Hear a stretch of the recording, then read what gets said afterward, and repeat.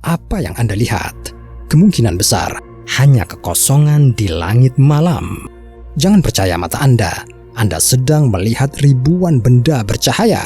Namun, satu-satunya cara untuk melihat ini dengan menggunakan Hubble. Pada 2012, para ilmuwan memfokuskan cermin teleskop pada titik tetap dan membiarkannya di posisi itu selama 10 hari. Hubble terus mengambil gambar yang kemudian digabungkan.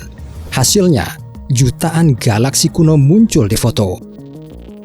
Ini tidak mungkin dilihat bahkan dengan teleskop berbasis darat. Dan itu bukan satu-satunya saat di mana Hubble membuat orang meragukan yang mereka lihat. Namun waktunya sudah habis. Program resmi Hubble selesai pada musim panas 2021. Setelah 31 tahun di orbit, meski masih beroperasi, mesin harus melakukan deorbit, dan karena Hubble berharga ratusan kali lebih mahal daripada teleskop berbasis darat, ilmuwan dan pemerintah sedang memperdebatkan apakah proyek mahal seperti itu diperlukan. Dalam video ini, kita akan mengetahui mungkinkah gambar yang diambil oleh Hubble ternyata bohong. Apa hal terakhir yang akan dilihatnya? Dan yang paling penting, apakah kita membutuhkan teleskop yang begitu mahal di masa depan? Mari kita lihat pro dan kontranya. Bagaimana semua ini dimulai? Hubble dirakit oleh para insinyur dari setidaknya 5 perusahaan dan institusi yang berbeda. George Marshall Space Center diberi tanggung jawab untuk desain, pengembangan, dan konstruksi teleskop.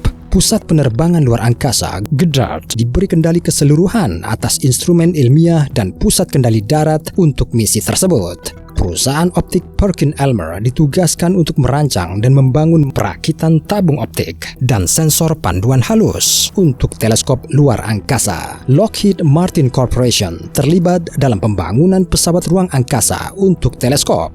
Secara kolektif, mereka mencurahkan banyak upaya untuk, Anda tidak akan percaya mata Anda, untuk mengumpulkan gigabyte foto buram. Anda tidak tahu apakah ini awan gas atau lukisan cat air Joseph Spookfish. Yang benar adalah bahwa pada tahun 1990, pada awal pekerjaannya, cermin utama Hubble mengalami penyimpangan bola.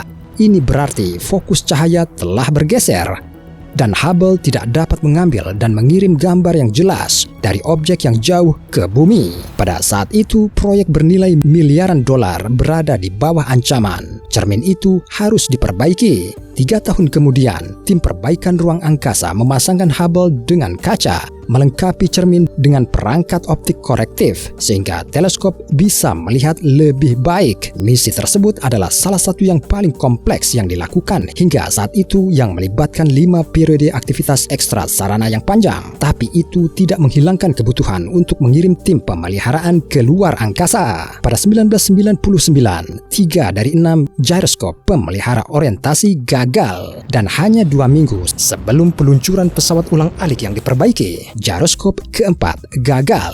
Hubble kehilangan kemampuan untuk fokus pada objek dan sama sekali tidak berguna untuk beberapa waktu, sampai ekspedisi menggantikan ke-6 gyroskop Hubble, sensor pemandu yang bagus, dan komputer on board. Ada 5 ekspedisi seperti itu, dan itu tidak mungkin jika para insinyur awalnya tidak merancang Hubble untuk dipertahankan di luar angkasa. Namun, untuk alasan yang sama, teleskop menjadi lebih mahal, bahkan setelah memasuki orbit. Mengirimkan gambar buram, apakah kita perlu yang lain?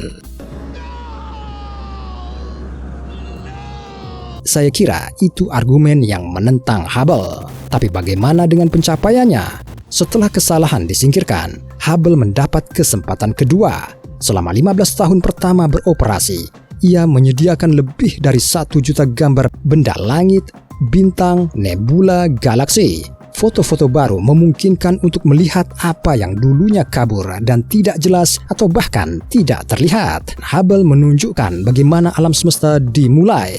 Dia menjabarkan peta permukaan berbasis gambar pertama Pluto dan Eris, planet kerdil kedua setelah Pluto. Usia pasti alam semesta telah ditentukan. Usianya 13,7 miliar tahun. Berkat Hubble, seluruh dunia menyaksikan saat komet Shoemaker-Levy 9 menabrak permukaan Jupiter. Hubble adalah salah satu yang menjalankan tangkapan close-up yang belum pernah terjadi sebelumnya dari salah satu galaksi tertua di alam semesta. Gambar yang diambil oleh Hubble benar-benar membangkitkan respon spiritual dari orang-orang seperti mahakarya seni dunia. Tetapi semua yang diambil gambarnya benar-benar terlihat sangat berbeda. Kita harus mencari tahu bagaimana tepatnya kamera Hubble bekerja. Ini pada dasarnya hitam dan putih, namun teleskop memiliki seperangkat filter cahaya. Palet Hubble, tampaknya gambar yang sudah jadi adalah kombinasi dari 3 gambar dalam rentang warna yang berbeda. Saluran merah palet berwarna ungu merah, saluran hijau berwarna merah murni, saluran biru berwarna zamrud. Gambar diproses melalui penggunaan penyesuaian kecerahan lokal, kemudian digabungkan dan dikonversi menjadi gambar RGB. Tetapi hal yang perlu dipahami adalah warnanya tidak nyata. Saat mengambil foto dengan warna asli, katakanlah dengan kamera, Anda tidak akan percaya nebula gelembung akan berwarna merah. Itu bukan berarti bahwa Hubble menipu kita, hanya saja ia bisa melihat dalam rentang warna lain. Ini pasti sepadan dengan uang yang dihabiskan untuk itu, karena itu menunjukkan apa yang tidak bisa kita lihat sendiri. Namun bagian penting lain dari proses pembuatan foto adalah cermin.